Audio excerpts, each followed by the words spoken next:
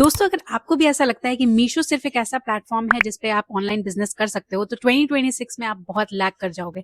Hello everyone, welcome back to my YouTube channel. मेरा नाम है ऐश्वर्या और मैं यहाँ बताती हूँ कि कैसे आप भी अपना ई कॉमर्स बिजनेस शुरू कर सकते हैं।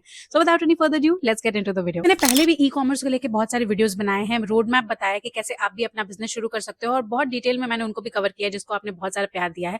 लेकिन ये वीडियो उन सबसे अलग होगी क्योंकि इसमें मैं तीनों प्लेटफॉर्म्स को कवर करूंगी कि एग्जैक्टली इन तीनों में डिफरेंस क्या है, तीनों में आप क्या क्या अलग अलग तरीके की चीजें शुरू कर सकते हो। बिकॉज आपके बहुत सारे नीशेस होते हैं। कुछ ऐसे प्लेटफॉर्म्स होते हैं जो नीशेस को ज्यादा पुश करते हैं, कुछ ऐसे प्लेटफॉर्म्स होते हैं जो कुछ कैटेगरीज को कम पुश करते हैं। Everything we will discuss in this video, so stay tuned till the end and let's get started. सबसे पहले हम बात करेंगे कि 2026 में बिजनेस की रियलिटी क्या है। तो बहुत सारे लोग मुझसे आके कहते हैं कि मैम बहुत ज्यादा कंपटीशन बढ़ चुका है प्लेटफॉर्म पे, लेकिन मैं उनको सिर्फ यही कहती हूँ कि कंपटीशन बढ़ने के साथ साथ डिमांड्स भी इंक्रीज हो गए हैं, क्योंकि उनके टेस्ट चेंज हो रही है, उनके प्रेफरेंसेस चेंज हो रहे हैं, वो सेलर्स बदल लेते हैं, उनके रिव्यूज देने का पॉइंट बदल रहा है। So with time if you tell me कि कंपटीशन बढ़ रहा है, तो मैं आपको कहूंगी कि डिमांड्स भी इंक्रीज हो रहे हैं। पहली बात तो आप अपने प्लेटफॉर्म्स को बहुत जल्दी जल्दी चेंज करते हो। आज आपको लगा कि मीशो पे आपने ज्वेलरी बिजनेस शुरू किया, कल आपको लगेगा कि मीशो पे ऑर्डर्स नहीं आ रहे हैं, मैं जल्दी से फ्लिपकार्ट पे स्विच हो जाती हूँ, उसके बाद चले जाती हूँ फ्लिपकार्ट। अमेजॉन एक बहुत बड़ा प्लेटफॉर्म है, तो फिर आप अमेजॉन पे चले जाते हो, फिर आपको वहां ऑनबोर्डिंग करने में दिक्कत होती है।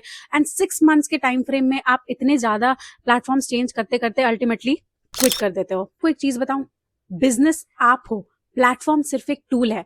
प्लेटफॉर्म को सही से यूटिलाइज करना, प्रॉफिट मार्जिन कैलकुलेट करना, उस पर टिके रहना एक बहुत बड़ा चैलेंज भी है और एक बहुत अच्छी चीज भी है। अगर आप बार बार अपने निश, अपनी कैटेगरी, अपने चॉइसेस, अपने प्लेटफॉर्म सब चेंज करते रहोगे तो आप बिजनेस में कंसिस्टेंसी कैसे एक्सपेक्ट कर सकते हैं। मैं आपको बताती हूँ कि मीशो, अमेजॉन और फ्लिपकार्ट पे कैसे कैसे मार्केट प्लेसेस है और कैसे कैसे आप इनको सेग्रीगेट करके समझ सकते हो कि क्या इन पे सेल हो रहा है। तो सबसे पहले तो अगर आप एक बिगिनर हो, मुझसे बहुत सारे लोग डेली बेसिस पे ये पूछते हैं कि मैं सबसे पहले अपना बिजनेस कहाँ शुरू करूँ, और मैं उनको विदाउट एनी सेकंड थॉट बोलती हूँ कि आप मीशो पे शुरू करो।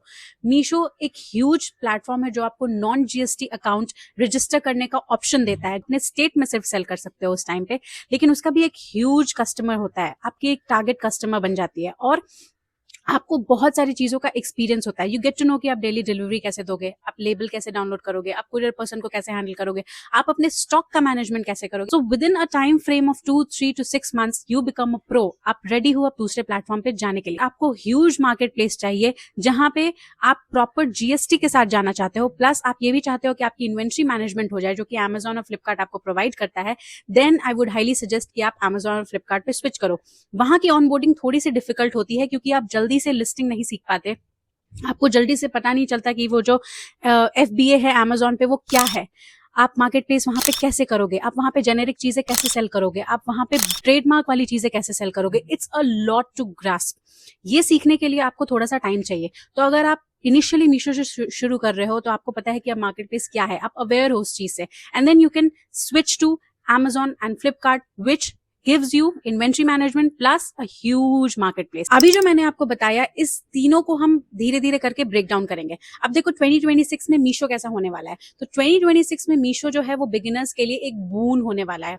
मैं हमेशा कहती हूँ कि अगर आप स्टूडेंट हो, आपको कम इन्वेस्टमेंट करना है, आपको एक प्रॉफिटेबल बिजनेस चाहिए, अगर आप एक होम मेकर हो, अगर आप एक मदर हो, आपका छोटा बेबी है, आप जरूर मीशो से स्टार्ट करो। लोग मुझे सुन रहे हैं जिन्होंने मुझसे सेशंस लिए हैं, वो उनको पता होगा कि मैं जो बातें अभी कह रही हूँ वही मैं उनको फोन पे भी बताती हूँ कि मीशो एक स्टार्टिंग पॉइंट है, ये आपका फाइनल डेस्टिनेशन नहीं है। Just get your hands on how things work on e commerce, and उसके बाद आप रीसेलिंग के जब प्रोसेस में आप लग जाओ, आपको पता चल जाए कि रीसेलिंग कैसे होता है ऑनलाइन प्लेटफॉर्म्स पे, then to explore next level you have to move to Flipkart and Amazon, जो मैं अभी बता रही हूँ आपको। अब हम आते हैं नेक्स्ट लेवल पे। तो मीशो के बाद नेक्स्ट लेवल आता है फ्लिपकार्ट का। फ्लिपकार्ट वो प्लेटफॉर्म है जो आपको लेके जाता है नेक्स्ट लेवल पे, एंड जो सीरियस होता है, ठीक है, जहां पे आप सीरियस सेलिंग करते हो, क्योंकि वहां पे इंडियन ऑडियंस बहुत स्ट्रांग है, क्योंकि इंडियन ऑडियंस को फ्लिपकार्ट पे बहुत सेल है। अगर आपने बिग बिलियन सेल में कभी भी कुछ खरीदा है तो आपको पता है कि कितना क्रेज रहता है लोगों को फ्लिपकार्ट का। वहां पे आपका इन्वेंट्री मैनेजमेंट होता है, वहां पे सब कुछ प्राइस और प्रोडक्ट के रिव्यूज का गेम है। तो सीरियस सेलिंग में अगर आपको जाना है तो आपको जाना है फ्लिपकार्ट पे। ज्वेलरी वाले कैटेगरी में जा रहे हो, अगर आप क्लोथिंग वाले कैटेगरी में जा रहे हो, आप शूज सेल कर रहे हो, कुछ भी, आपकी इंडियन ऑडियंस इतनी स्ट्रांग और फेथफुल है कि आप वहां पे आराम से सेल कर सकते हो, लॉसेस ना हो इसके लिए आपको प्राइसिंग पहले मीशो पे सीखनी चाहिए। अब हम आते हैं लेवल 3 पे। लेवल 3 है अमेजॉन पे जाना। अब अमेजॉन को मैंने लेवल 3 पे क्यों रखा, मैंने फ्लिपकार्ट को पहले इसलिए रखा क्योंकि फ्लिपकार्ट पे ऑनबोर्ड होना थोड़ा सा ईजी और वहां पे आप थोड़े से फीजिबल हो सकते हो, लेकिन अमेजॉन आपको डिसिप्लिन्ड वे वे में सेल करना सिखाता है। आप अपने प्रोडक्ट को लेट डिस्पैच नहीं कर सकते, आप अपने प्रोडक्ट्स को खराब क्वालिटी में नहीं सेल कर सकते। एक क्विक स्टार्ट करना है मीशो, अगर आपको एक स्टेबल इनकम चाहिए फ्लिपकार्ट, एंड अल्टीमेटली अगर आपको एक ब्रांड बनाना है तो आपको जाना है अमेजोन पे। अमेजोन पे आप ट्रेडमार्क ले सकते हो, आराम से सेल कर सकते हो, एंड आपका ब्रांड बहुत ऊंचाइयों तक जा सकता है अमेजोन के थ्रू। तो इन तीनों स्टेजेस तक जाना चाहिए इससे पहले कि आप ये डिसाइड करो कि मैं ये छोड़ रहा हूँ या छोड़ रही हूँ। मैं आपको 1 से 12 महीने का एक प्लान बताती हूँ, ठीक है, 1 to 12 मंथ्स।